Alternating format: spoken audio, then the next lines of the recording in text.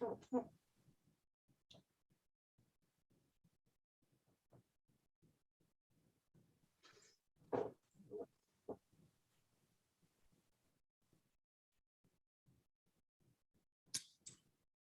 Kate, we are live. Right. We're still All waiting right. for Narce to be able to connect in. So I don't know if you want to get started and then we'll connect her in as we go. Okay, I can do that because we'll do roll call in that. And so I'll start the meeting. Good evening. This is our regular board meeting of January 10th, 2022. I'll call the meeting to order at 5:31. I'm going to do a roll call of the board members. Mark Everett, Present. Brad Bafaro, I'm here. Val, Here. and I'm here, and Narci's trying to hook up, so I'm going to say she's present too. So, okay, and Sonia, is Sonia here tonight? I'm here. All right, nice to see you, Sonia. The school board will hear public comments for unscheduled public appearances received through the designated form on the district website. Patrons who wanted to comment live via Zoom should have already registered as a participant, completed the form to provide their information, and indicated they were going to provide a live comment. If you are providing your comment live as a Zoom participant, please be sure your full name is displayed in your Zoom profile. You can change that by clicking on the participants button, hover over your ID, click rename, and type in the correct information, and then select OK. Comments will be read by district staff or delivered live via Zoom at the appropriate time on the agenda and will be limited to 3 minutes.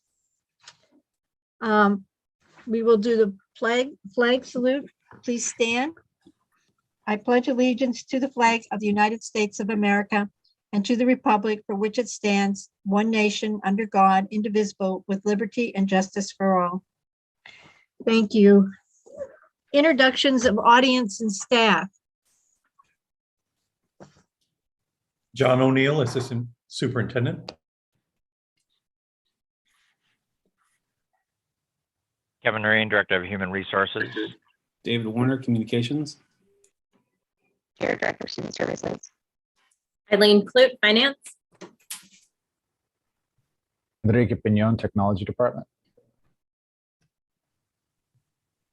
Dustin Geddes, Finance as well. And then you'll hear from the Polly Rogers auditors in a little bit. Okay, great. Approval of tonight's agenda. Do I have a motion to approve the agenda as presented tonight? So moved. Second, Second. all right. Discussion? Okay, we'll do a vote. Mark Everett, Yes. Brad, Yes. Val, Yes. Narcy? Is Narcy with us yet? No? Okay. And myself, Kate, yes. All right, Dave, correspondence and celebrations. Nothing, got kind of bigger news to talk about. So I think we'll go to the student information, and then I'll give my superintendent comments. Okay, all right. Sonia, go ahead. So an update for like the winter wishes, that's over and everything has been delivered. We have helped more than 20 people get like winter jackets, socks, sweaters, and more. And then we were going to have a sparrow like adoption like assembly this week, and then we decided to do that virtually during advisories, but now we are postponing it, which is the same for the rally we had planned for next week. So basically everything in the next 2 weeks we've postponed. And then basically everyone was just kind of really stressed out about COVID. Like I know that maybe like a third of my class was gone for like all of my classes. and there are people who weren't sick and they just weren't going to school because they were scared. But I think that people are definitely relieved with with going back to online for the next couple of weeks. So I think that that was definitely good. But yeah, that's basically all I have. Any questions for Sonia? Sonia, what is the Sparrow Assembly? I don't know what that is. So basically there's this program called the Sparrow Club, and we used to do it like 6 years ago, but we stopped. I'm not sure why, but we're bringing it back. So a sparrow is like a kid who has like health problems, I guess, and the goal of the club is to raise money for the family to pay for like all the financial bills and medical bills and all that, and just support them in general. So as the sparrow, all the students in the school volunteer, and then they submit those volunteer hours, and then for every hour $10 goes to the family of the sparrow, and all that money is coming through like a sponsor. And so we're going to introduce all of that on Thursday, but we're gonna find a different date for that. Okay, thank you. Thank you very much. I guess you're up, Dave. Go ahead. Thanks. Hey, Kathy, can you give me some screen sharing ability?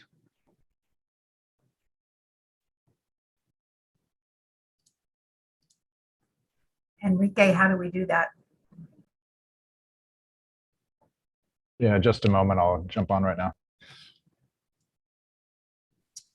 So I'll go with the text part. I mean, what the slides I was going to show you were basically just the impact of COVID in our state and in our county. And as we were averaging, you know, in the weeks coming into Christmas, 200 cases per 100,000. Over, I think it was Thursday or Friday. Friday it was up over 10,000 new cases in Oregon. And you'll see a similar thing. There's a graph for Washington County, and Washington County, the new cases are dwarfing even the where we were at last Christmas, which is previously kind of the high water mark for Washington County. So there's a lot of COVID going on right now. And right now. Yeah.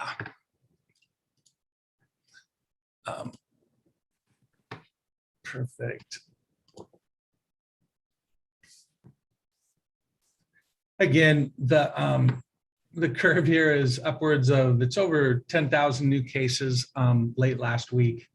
This is kind of the 7-day moving average. And again, what you can see here is what we were averaging coming into Christmas is now kind of dwarfed by what's happening. This is Washington County's graph. These are the new cases in Washington County over 5K, where we were averaging under 1,000. We're also seeing, this is Washington County again. The other thing, this pediatric chart is the one that's pushed out by OHA, and it lags. So this is actually, I want to say the end of December when we started to see this go up. That's also increased from there. We've got, looking at our district right now, I'm going to stop sharing so everyone can see the screen. We're struggling to manage the surge right now. We're seeing, we've got upwards of, I want to get the number right here. I want to say 65 staff right now with COVID. We've got upwards of 300 students with COVID. So we're challenged right now. We've remained open, and our intention is to continue to remain open. But the problem we're having now is the virus is impacting our staff. And we have been we've utilized all of our available staff members in the buildings, in the district office to cover. We met on Sunday. I mean, we meet the day before to kind of talk through how many unfilled absences we had. As of this morning, before we started pushing out, we still had 23 unfilled absences. The majority of them at the high school. Right now, about 18% of our licensed staff at the high school is absent and not coming back in the next day or two. We've got 32% of the students were absent today. That was we actually went in, because we've got so many subs in the building, getting our attendance has been problematic. So they actually went out and counted the students in the classrooms to try and get an accurate attendance. NAMS is another school that we've been having challenges with, but it's about 7% of the staff are absent there, and we're about 27% of the students were absent today. So with this in mind, we've made the difficult decision to pause our in-person attendance at the high school. And this is specifically due to the fact that we're struggling with having enough staff to cover it. What we're currently doing isn't sustainable by having counselors. Basically, we're pushing in all of our folks from the district office, pushing in counselors. John and I are doing supervisions. We've got everybody pushed out, and we still can just barely manage this. It's not sustainable. So we're made the difficult decision to pause our in-person attendance due to the limited number of teachers available for instruction at the high school. The pause will be from tomorrow, the 11th, through the 21st, next Friday. That should allow us to come back by that period of time. What we're hoping is that our teachers will have recovered, and we should be able to get them back into the building so we can resume in-person instruction. The idea here would be tomorrow teachers prep and to make this change to distance learning. There's some asynchronous in there. We said 3 days. Our hope is that if we can do that faster, we will. We just don't really know how quickly that will go. We've been doing comprehensive distance learning for 1.5 years, so hopefully it won't take as long, but that's certainly, we've got some time in there. And then the idea would be to finish out the rest of this through the 21st as synchronous learning, where kids are logging into a class, the teachers are teaching. It won't be, last spring we did hybrid, where we had some kids in person and some kids at home, and that created lots of problems in teaching. We hope that this will be a better way for us to, again, provide time for our staff to heal and recover. The other thing that we are hoping here is that by doing this, all the other schools will remain in person. The folks who we were going to push into the high school to sub, we can now push into the other parts of the district. And even as they're beginning to deal with some of these pieces, we feel like we can stay in school there. We'll evaluate each day. We'll meet and kind of evaluate where we're at with our subs and figure out if this needs to be expanded or whether it doesn't. That's our hope, is that we can weather this by doing this.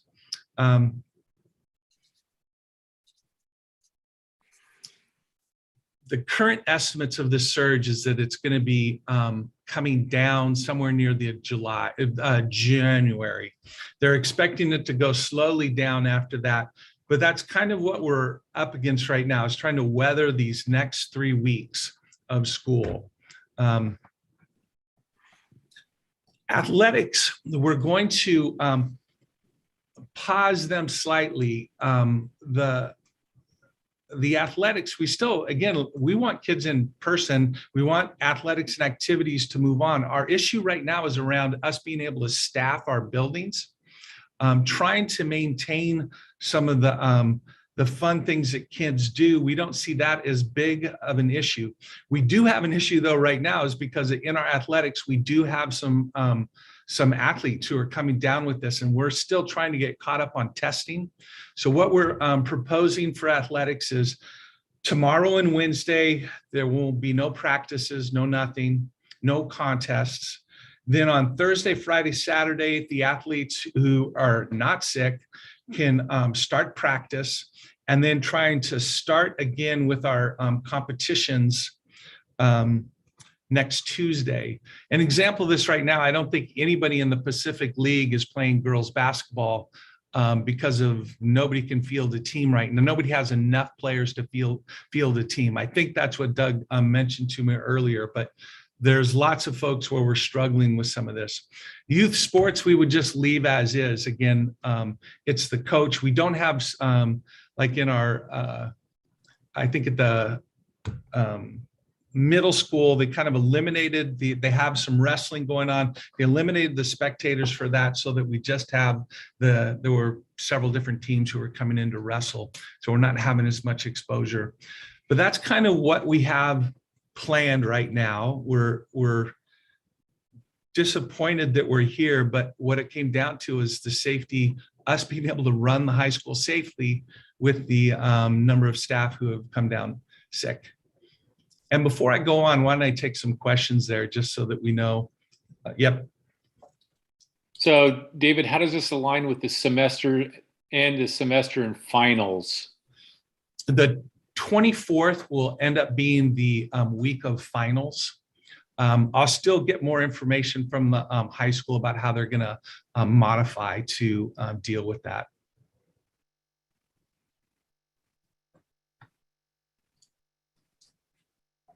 Any other Hi, this questions is- for Dave? Yeah, this is Val. I turned my video off because my service is not the greatest. Can you guys hear me? Yep. Okay. In regards with the end of the semester, I'm kind of worried about the asynchronous for this week. What are we going to do to offer our students support? Are there going to be office hours or? Yes, there will be office hours, but again, I had a conversation with Val earlier, and again, the 3 days for asynchronous. Again, I understand the concern there, and they will be doing office hours and allowing people to come in. But I really do think if we're able to move faster on this, we should. We have been doing this for a while, so I met with Karen, and that was kind of what we talked about. But I'll spend some more time with the high school, kind of trying to see if we can move faster. Yeah, just so the rest of the board knows what was kind of discussed. I was worried about why we needed 4 days of teacher planning to teach 4 days of synchronous learning, when right now they're already supposed to be uploading everything to Canvas as is. And then, you know, because this is all happening very fast, I was thinking, well, it's probably because they don't have the teachers. But if we don't have the teachers, I understand us being asynchronous this week. But I feel like if there are the teachers, the kids should be synchronous a lot sooner than next Tuesday, in my opinion. I feel like they're already missing out by not being in person. It's the end of the semester and they need the support, and we need the teachers teaching them. Yeah. We still have some issues of trying to cover some of this. So we'll have some folks who are isolated because of our protocols who will still be able to teach from home. So, but I still don't yet have a good notion of how many folks are just not going to be teaching at all that we still have to cover. Any other questions for Dave? I have more stuff on my comments, but I just felt like we should stop Okay. there and just take more. I don't think any of us like where this is, but again, it comes down to this fact of, can I run the school safely with the number of people that are out? Okay. Over the weekend, there's updates on guidance from OHA. The CDC last week and the week before kind of presented some new guidelines. OHA over the weekend kind of updated our K-12. So what it means to be up to date with your vaccinations now means up to date means having a booster, but it's only for 18 years and older. So really that only really counts for our staff. We're still trying to figure out what those impacts will be. And this is around isolation. They moved the quarantine and isolation times from 10 days to 5 days. And then if you don't have symptoms after the 5 days of isolation, then you can wear a mask at work for 5 days. But there's some new updated isolation timings. We're trying to get our get our heads around that and get that implemented. Test to stay is still going to happen in the district. We're working, the state just provided notice of more home testing kits and a home testing option with test to stay. Again, we're trying to get our hands on those tests because over the last 2 weeks, we have tested students, hundreds of students and staff. So there's a lot of work going on there. And then last, the booster dose was made eligible for Pfizer from 12 to 15-year-olds. So there are more folks who are eligible to get a booster. Yes, Brad. And David, are we following the 5-day guidelines with tests to come back and mask, or are we still using the 10-day? We are beginning to implement. Washington County today in my meeting with them gave the green light to begin to adopt that. We're just beginning to kind of get our heads around it and then start implementing that. So are we requiring staff to be tested before they come back then? I think what we're requiring is that they be almost free of symptoms. One of the primary symptoms of this is, Kim's on the line. I'll let her provide some. Your sound is breaking up.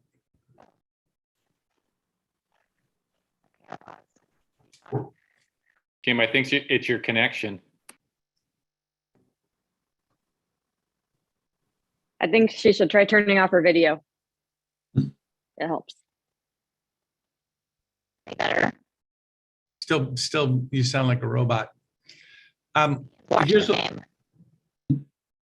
Right now, they need to be free of, almost free of symptoms, specifically a sore throat. They have to be without a fever for 24 hours before they come back. We're still talking through some of the aspects of this and how to implement some of these pieces.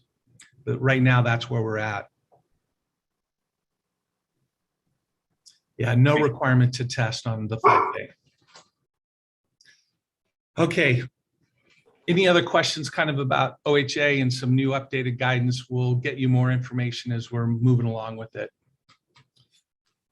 Bond planning, we're still moving forward with planning for a district bond. The bond work is laid out in terms of 10-year time periods. And even though we're in the middle of this pandemic and this surge, we still have to start doing the planning around this. And so you're going to see some information coming out about the work that we're doing to kind of move this forward. We've been working with Brick Architecture, and in particular, one of their principals, Karina Ruiz. We're going to be starting into some listening and learning sessions. Those will start happening near the end of the month, and in February, they'll be virtual. We'll be working really hard to connect with diverse parts of our community so that we can hear a lot of different voices. There's 9 different outreach sessions that we've already kind of got worked out right now. And then we'll gather up that information and sit a bond development committee to kind of do look at all that information and do some of the final work. As you remember, last spring, we did a long-range facility planning committee. So we have the basic constructs of that. It just needs some refinement. So we'll be working on that part of it. You'll see more information going out this week about this. And again, while we've stopped professional development, we've stopped a lot of things in the district. This is not something that we can stop. We have to do this work and keep it moving forward. And with that, the last thing I just want to say is January is School Board Appreciation Month. I want to express my gratitude to one of the hardest working groups of volunteers that I know, Kate, Narce, Brad, Mark, Val. You're all ordinary citizens and you do this all on your own time. And I can say, watching what's happening around us in districts, I'm very appreciative of having you as a board who have an understanding of schools. And the last 2 years have shown us not only the students' abilities to adapt to the constantly changing environment, but also our school board members who voluntarily tackle the enormous job of governing the school district in a manner that illustrates that we care deeply, we stand strong, and we adapt and grow. You all come from different backgrounds and live different lives, but you come with a common goal to help students grow, learn, enjoy their educational environments. And again, over the last 2 years, I just can't imagine traversing this pandemic without you. So I just wanted to express my appreciation for you. We'll have some more stuff coming up, but it feels weird on this night of the pandemic, but it still is. I want to say thanks. Well, thank you, Dave. We're so happy for you and also the wonderful staff we have. It's a two-way street, so thank you, thank you. Can we go forward, or do you have anything else, Dave? Unless I have All right. any other questions. Yeah. Is Narcy on now? Is Narcy here? Yes. No? Yes. Oh, she is. She's here by phone and she can hear us. She just emailed me. Okay, that great. She can hear, so Okay, great. she might have to vote in the Chat? chat. I'm not sure, but yeah. Okay, okay. All righty, thank you. Unscheduled public appearances. I understand we have 3, so I will read this. The board appreciates community members sharing information during public comments. Public comments should be submitted through the designated form and will be read by district staff or registered Zoom participants who indicated through the form they want to provide their comment live. Public comments will be limited to 3 minutes, as is the protocol for board meetings. Public criticism or complaints about school district personnel are not allowed at this time. When it is your time to share your live comment, your name will be called and the district staff will connect you to the meeting. Please state your relationship to the district before you read your comment. A district staff member will be timing the comments. They will alert you with 1 minute remaining. The question and answer is available if you're having technical problems, but it's not for public comment. Are there any comments that will be given live tonight? I think all 3 of them I'm going to read. Okay, go ahead, David. All right, thank you. Our first comment is from Becky McCarver. Our family would like to advocate for school resource officers to return to FGSD. We participated in the survey last year, and we're very disappointed that the district did not continue to support SROs in our schools. In communicating with FGHS administration, our sentiment is shared that they were disappointed to lose their SRO and that they have missed their SRO tremendously. Specially trained SROs serve as educators, mentors, and support figures for students while maintaining the physical security of the building, playing a vital role in ensuring that schools are safe and welcoming places where all students can learn. They play a critical role in preventing and responding to school-based crime, fostering positive relationships among law enforcement, educators, and youth, and helping to promote a positive school climate. Please let us know what we can do to further advocate for dedicated SROs for our FGSD. Thank you for your time. The second one is from Jennifer Schofler. Please reinstate SROs. This is a matter of keeping our children safe and supporting the school district. It is not about budget. Find the money. The third one is from Adam McCarver. Good evening, and thank you for providing me with the opportunity for comment. My name is Aaron McCarver, and I am a parent of a daughter and a son who attend Forest Grove High School. I would first like to say how impressed my wife and I have been with the faculty and staff at the district schools our children have attended. Our kids have attended schools in 3 different districts in 2 states, and we have been very pleased with their education since moving to the district almost 4 years ago. Because both of our children attend the high school, our whole world is in your hands for half the day, most of the year.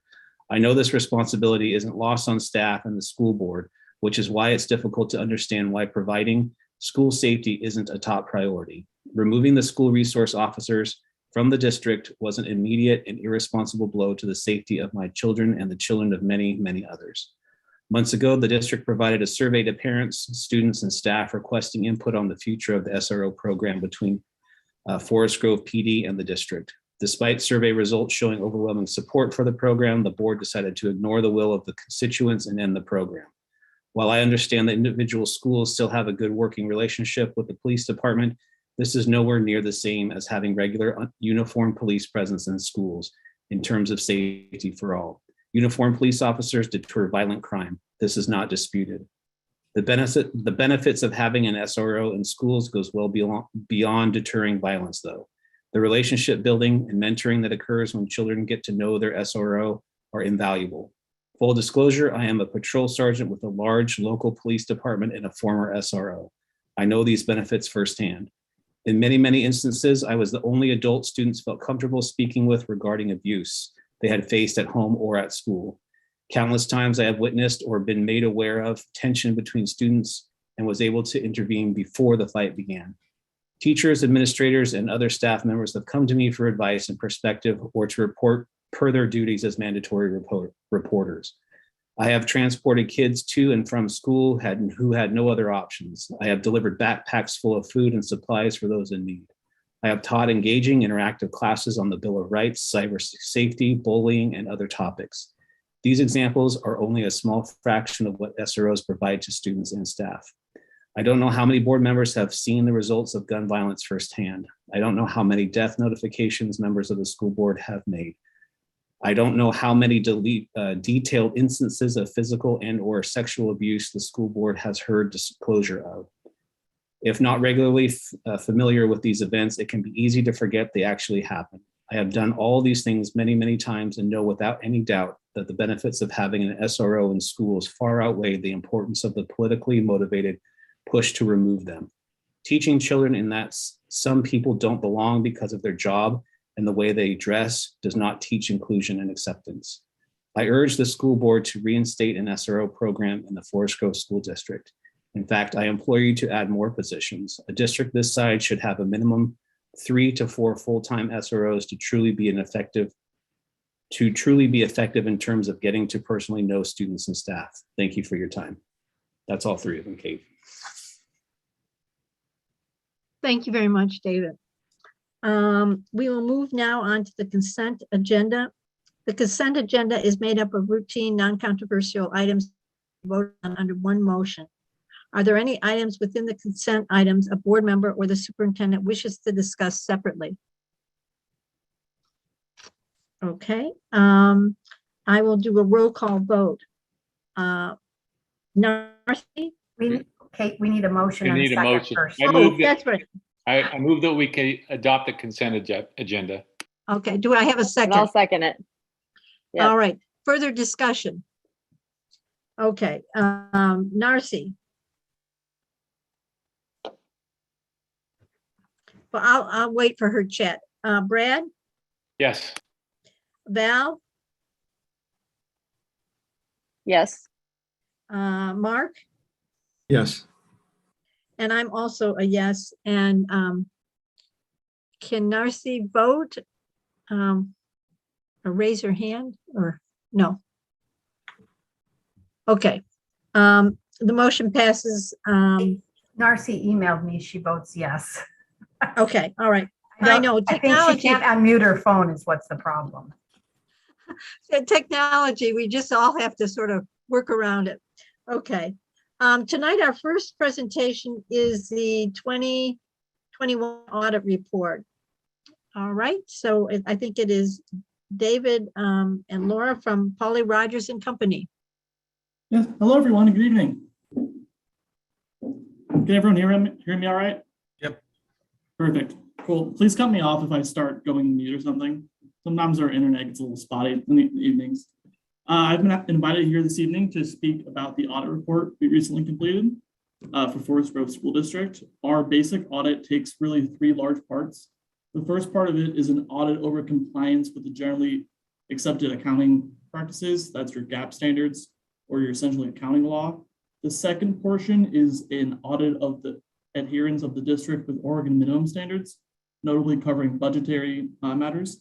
The third portion is a single audit over federal programs, revenues and expenditures.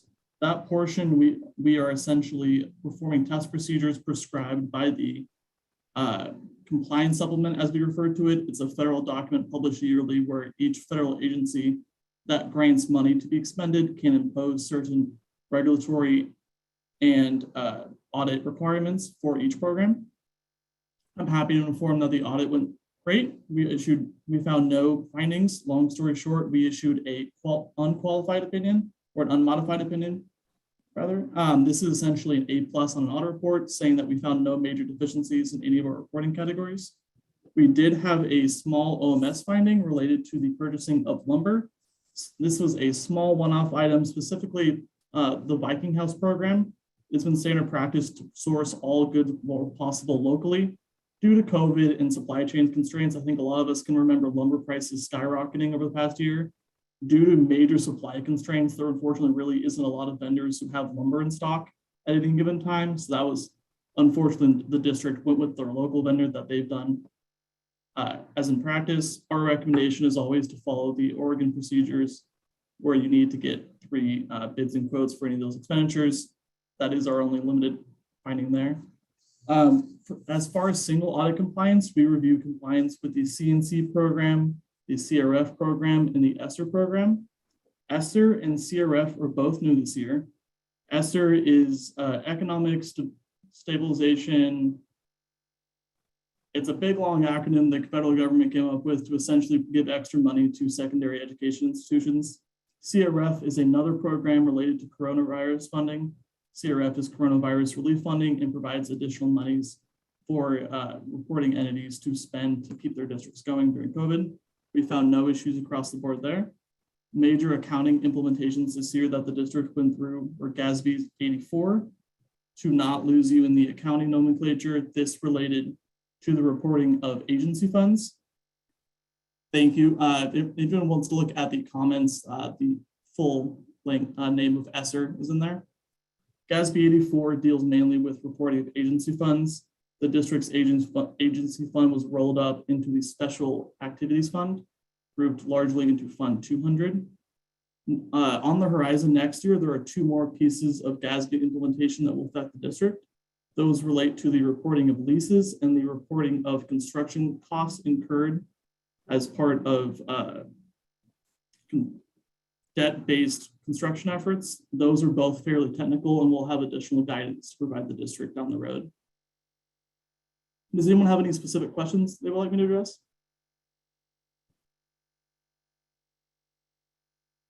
Perfect. Laura is going to speak more about the SIA portion for the student investment account. Thank you, David. Laura, I think you might be still muted.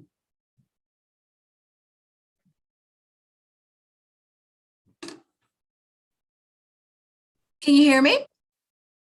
Yes. There you go. Yeah. Oh, good. Okay.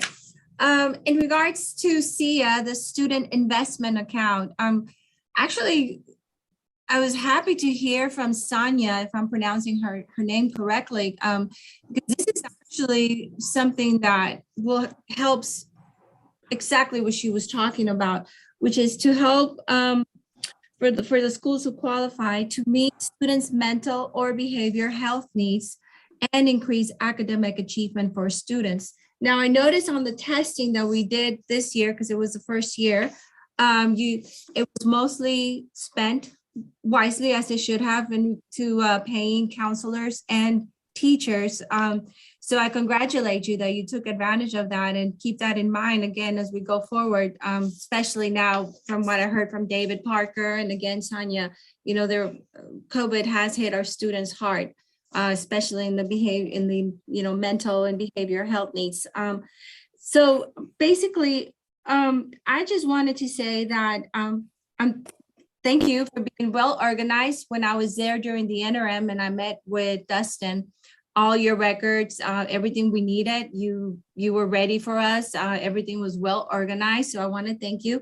Thank you for your patience. And, I apologize that this was a very challenging year for us as well, because we did have at the very end, the supplement that we received was very towards the end of the year, which is why our single audit didn't get done towards the end of the year because we don't know again what programs to test. But again, I want to thank you for your patience on that. I wish I was there in person. It makes it much easier, but again, that's it. I don't have very much to say. That's all there is on SIA. Do you have any questions? No. No.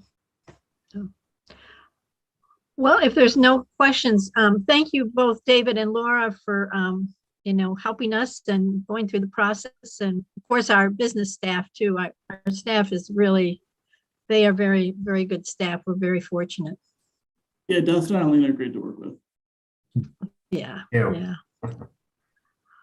Okay, if there's no questions, we'll move on to the next presentation, the superintendent goals. And again, thank you, Laura and David. Thank you. Thank you for having us.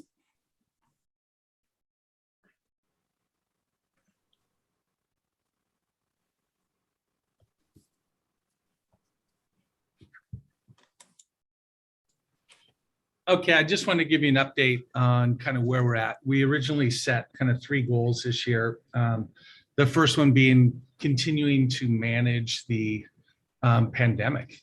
The second 2 were enact systemic change for our historically marginalized students. This was a goal we also had last year. And then lastly, we had kind of determined the optimal configuration of grade levels for our community. And I wanted to give you an update on kind of where we're at along with on my goals. As I mentioned earlier, pretty much every day, all day is spent on managing the pandemic right now and getting teachers and the rest. So that's continuing to pretty much consume mine and everyone else's time moving forward. So I'm gonna suggest some changes, some adjustments to kind of what goals we're looking at. The first one here is really the managing the pandemic. This is really going to continue to be most of my time. We've achieved most of the elements that we have here. We have interim testing still going on. We will provide you with kind of an update on where we're at with that. Goal number 2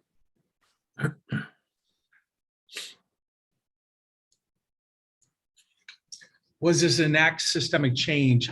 One of the issues we've had is we've pretty much had to kick back almost all the PD time to staff to prep for lessons. Part of what's happening is for most of our staff, 3rd grade and above, they're not only teaching the lessons, but placing it up on Canvas because we've got many kids who are sick. And so this amount of time to kind of do this posting is taking, consuming a lot of their time. So for this enacting systemic change, we don't have a lot of the PD, a lot of the time that we normally have to kind of work with folks. So I've crossed out some things because we're just not going to get to those this year. Determining the deliverables from our equity policy when we passed last spring, supporting the site equity teams in all schools with implementation of these culturally responsive practices. They don't have the PD to do that. Supporting the integration of equity and SEL standards. We had some work. We're still moving forward on pieces of that, but by and large, we're just not going to get to that. I think the first 2, supporting social and emotional wellness of all students, we do have things that we're continuing to move forward on that. And then supporting staff, students, and the community with the full understanding of the policy. I mean, this is still an important goal to us. It's changed a lot. And then lastly, I wanted to talk about this 3rd goal, determine the optimal configuration of grade levels. We're not going to get to that. In talking with our both Malum and then also Brick, they felt like this is still a conversation that we can have next year. Right now, finding the number of seats, making sure we have the number of seats and facilities built isn't as big of a connection to this grade level as I was kind of thinking early on. So we did have some conversations. They believe we should move forward on the bond development piece and then bring this back once we have more time to have this community conversation. So that's pretty much where I'm at on my goals and kind of what we're focused on. And for the most part, my whole focus is on trying to manage the pandemic. And I would take questions, or if you want me to move in a different direction, I can. I just don't really see. We're talking right now about the grade. We have a grading day for secondary and a PD day for elementary. We'll be kicking back most of that day to teachers to prep and grade and the rest. So we're still working with our union on that, but we're just not going to have any time to bring folks together for a while. Thank you, Dave. Any questions for Dave on the goals? Can you just go back to slide 1, Dave, the goal number 1, just so I can look at it again? Yep.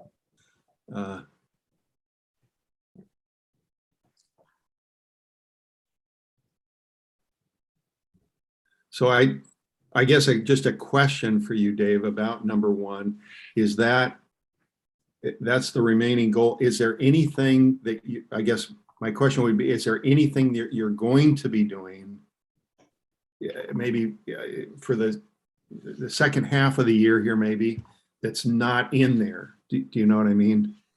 Because it looks like fall stuff is in there, and I don't know. Exactly.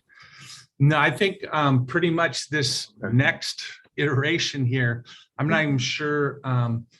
This was written that we would be, when we were in August, it was written that we were going to be transitioning back into full-time school and off and rolling.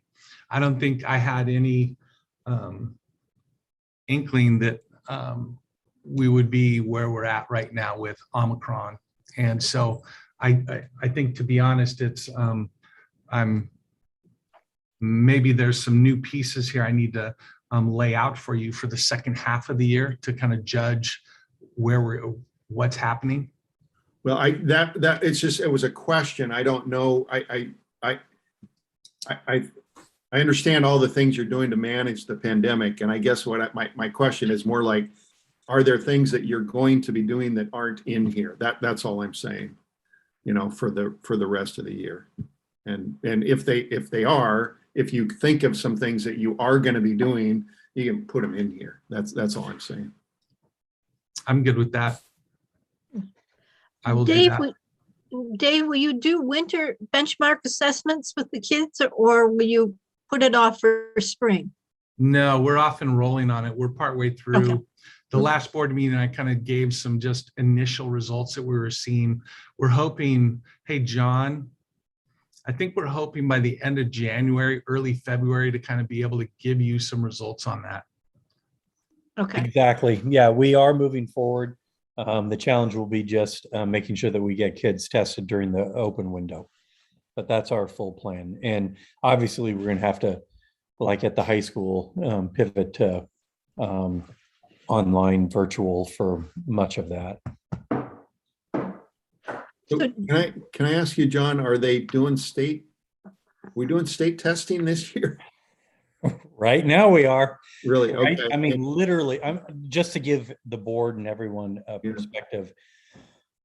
Tomorrow we were going to have an ELD facilitator all day, professional development, half the day professional development, how to prepare for students for our ELPA 21 assessment. And that's off. We're all hands on deck in terms of every morning we spend 2-3 hours shifting TOSAs, facilitators, Dave and myself, administrators, to where the openings are. And so that's on hold. Not sure how we're gonna we'll get it done, the ELPA 21, but the challenge is when at this time right now. Having done some of that as a high school principal, when you get, most of us, that is really crunching. It's time sensitive. Getting people to spots for the day to run a school it is hard. So I do appreciate how how hard it is for administrators and district staff and teachers in the buildings every day, just getting the pieces in place to have a school day.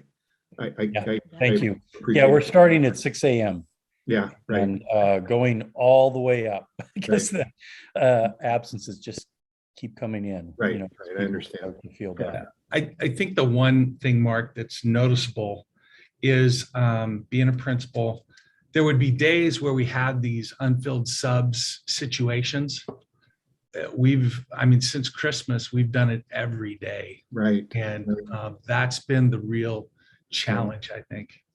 Right, I understand. And we currently have 2 principals that are out as well. So we're covering for them as well. Right. Oh, wow. Wow. Well, okay. Any other questions for Dave in the goals? All right. I think we will move on then to the policy updates. They were in the packet and it's a future item. Mark and Kathy and Dave and myself went over them. Most of them are, I want to say most of them are not new. They're just been updated through the Oregon School Board Association. And I think most of them are just renewal except for 2. The qualifications and duties of the superintendent, they made a proposal and it was much more explicit, and I think it was well done. And the other one was for screening, vision and dental screening and physical examinations. Was there anything that you wanted to add, Mark or Dave, with the policies? No, I think the one that we ended up talking the most about, if I can remember, is the superintendent one. Yes, yeah, we did. And so that I would just maybe encourage board members to take a look at that one prior to the next meeting. Qualifications and duties of the superintendent. So I think, I think that's the proposed, it's listed as proposed. And right.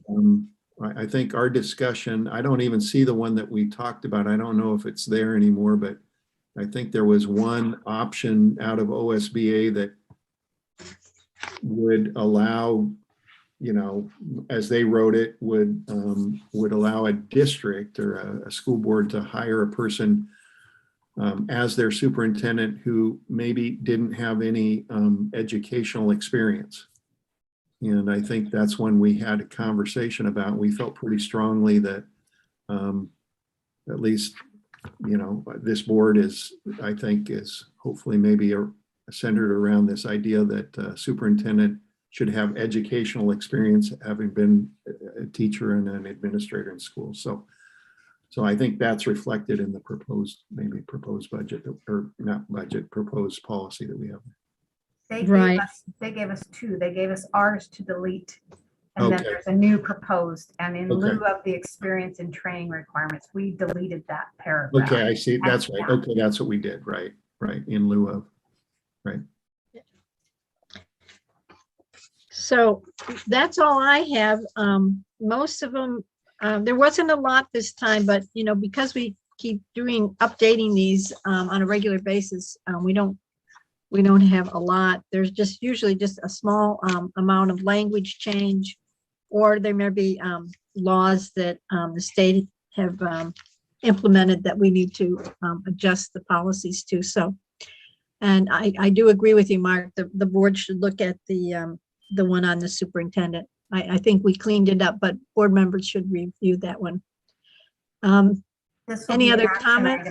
This will be an action item at the next meeting. So right. The board members. Right. And then just so you know, we just got the October update and there's 48 of them in there. Oh, okay. Oh, I don't want to hear that. Okay.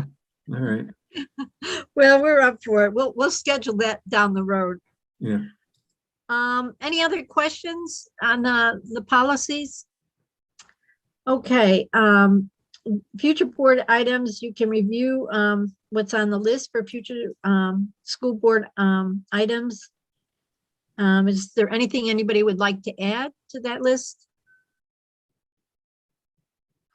Okay, in the packet is the enrollment report and also the financial report. Any questions or comments, or everybody's good? All right, that's good. Guess what? We're ending a little bit early. So I'm going to adjourn the meeting at 6:25. And then Kathy, we will resume at 6:45 for executive session, which is closed to the public. And we'll be, It's a separate Zoom meeting. You have a separate link. So it's a separate Zoom meeting so I can invite the other people and keep it locked down. Okay. Okay, great, great. Thank you, everybody. And Kathy, yeah. do we have that link right now? It should be in your calendar. Okay, perfect. If it's not, let me know and I'll resend it to you. Okay. okay. Thank you, everyone, and have a good evening. Okay. Thanks, Kate. Bye. Bye-bye.